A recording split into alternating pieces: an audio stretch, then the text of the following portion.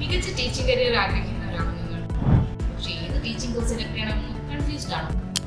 Let's watch this video. Good morning ma'am. Very good morning.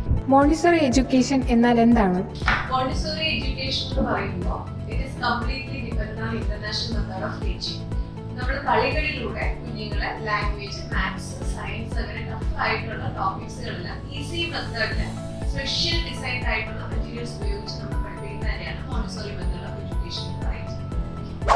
Montessori teaching ഒരു തൊഴിലായി തിരഞ്ഞെടുക്കുമ്പോൾ അധ്യാപകർക്ക് ഇതിൽ എന്താണ് നേട്ടം? അധ്യാപകർക്ക് ഇതിനുള്ള നേട്ടം എന്ന് പറയുമ്പോൾ നമുക്ക് ടീച്ചിങ് മെത്തേഡ് ഡിഫറെന്റ് ആയിട്ട് പലതരമുണ്ട്. ഗവൺമെന്റ് ആയിട്ടുണ്ട്, നോൺ ഗവൺമെന്റ് ആയിട്ടുണ്ട്, പ്രീ പ്രൈമറി എഡ്യൂക്കേഷൻ ഉണ്ട്, അതിന് മുകളിലേക്കുള്ളതുണ്ട്. സോ ഇതിനെല്ലാം മോണ്ടിസോറിയെ വ്യത്യസ്തമാക്കുന്നത് വേൾഡ് വൈഡ് ആയിട്ട് അക്സെപ്റ്റബിൾ ആയിട്ടുള്ള ഒരു ടീച്ചിങ് സിസ്റ്റം ആണ്. സോ നമ്മളൊരു മോണ്ടിസോറി എഡ്യൂക്കേഷനുള്ള ടീച്ചറാണ് അല്ലെങ്കിൽ മോണ്ടിസോറി ക്വാളിഫൈഡ് ആയിട്ടുള്ള ടീച്ചർ ആണെന്നുണ്ടെങ്കിൽ വേൾഡിൽ എവിടെയും നമുക്ക് ടീച്ചറായിട്ട് വർക്ക് ചെയ്യാൻ സാധിക്കും, ചൈൽഡ് കൗൺസിലറായിട്ട് വർക്ക് ചെയ്യാൻ സാധിക്കും, ചൈൽഡ് സൈക്കോളജിസ്റ്റ് ആയിട്ട് വർക്ക് ചെയ്യാൻ സാധിക്കും. അതോടൊപ്പം തന്നെ നമുക്ക് സ്കൂളുകൾ സ്റ്റാർട്ട് ചെയ്യാനായിട്ട് സാധിക്കും. പ്രീ സ്കൂൾസ് പോലുള്ള സ്കൂളുകൾ, ഡേ കെയറുകൾ, അതിന് മുകളിലേക്ക് തന്നെ എലിമെന്ററി ആയിട്ട് ഉയർത്താൻ സാധിക്കും. സോ ഇങ്ങനെയുള്ള ഓപ്പർച്യൂണിറ്റീസ് നമുക്കുണ്ട്. അതോടൊപ്പം തന്നെ ഇന്റർനാഷണലി അക്സെപ്റ്റബിൾ ആയിട്ടുള്ള ഒരു തൊഴിൽ സാധ്യത ഇതിനുള്ളത് കൊണ്ട് എപ്പോഴും തൊഴിൽ ചെയ്യുന്നവർക്ക് സാലറി വളരെയധികം ഇമ്പോർട്ടന്റ് ആണ്. സോ നമുക്ക് കിട്ടുന്നത് ഹൈ സാലറി ആയിരിക്കും ഈ ഒരു ജോബിൽ. മറ്റു ടീച്ചിങ് മെത്തേഡിനെ അപേക്ഷിച്ച് മോണ്ടിസോറി എഡ്യൂക്കേഷന്റെ പ്രത്യേകത എന്താണ്?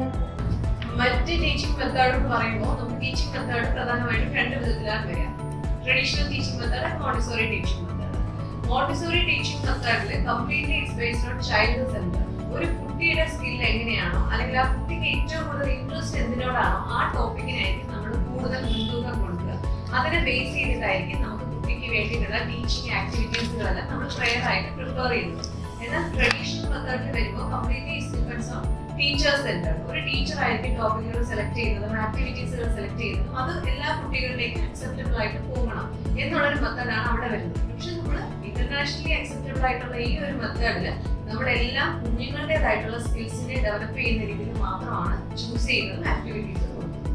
കുഞ്ഞുങ്ങളെ വളർത്തുന്നതിൽ രക്ഷകർത്താക്കൾക്ക് ഈ മെത്തേഡ് എങ്ങനെ ഉപയോഗിക്കാം? ഇപ്പോൾ നമ്മുടെ സൊസൈറ്റിയിൽ എല്ലാ പാരന്റ്സും both father and mother working ആണ്. സോ അവർക്ക് കുഞ്ഞുങ്ങളുമായിട്ട് ഇൻവോൾവ് ചെയ്യാനുള്ള ടൈം വളരെ കുറവാണ്. സോ അതുകൊണ്ട് തന്നെ കുഞ്ഞുങ്ങൾക്ക് സ്കൂളിംഗ് ടൈം കഴിഞ്ഞിട്ട് അവരോടൊപ്പം സ്പെൻഡ് ചെയ്യുക അങ്ങനെയുള്ള ആക്ടിവിറ്റീസ് ഒന്നും പാരന്റ്സുമായി നടക്കുന്നില്ല.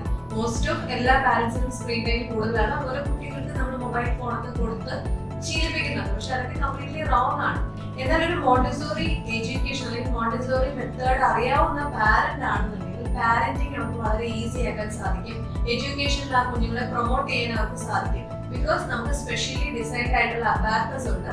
ആ അപ്പാരറ്റസുകൾ ഉപയോഗിച്ച് പ്ലേ വേ മെത്തേഡിലൂടെ പാരന്റ്സിന് തന്നെ എന്ത് ചെയ്യാം, കുഞ്ഞുങ്ങളെ ഗ്രോത്ത് ഇംപ്രൂവ് ചെയ്ത് കൊണ്ടുവരാൻ പറ്റും. അക്കാഡമിക്കലി നോൺ അക്കാഡമിക്കലി ഇംപ്രൂവ് ചെയ്യാനായിട്ട് സാധിക്കും. ഇത്രയും ബെനിഫിറ്റ് ഉള്ള മറ്റൊരു കോഴ്സ് ഇല്ല. അപ്പോൾ മോണ്ടിസോറി TTCയിലേക്ക് ജോയിൻ ചെയ്യാൻ താഴെ കാണുന്ന നമ്പറിൽ വേഗം കോൺടാക്ട് ചെയ്തോളൂ.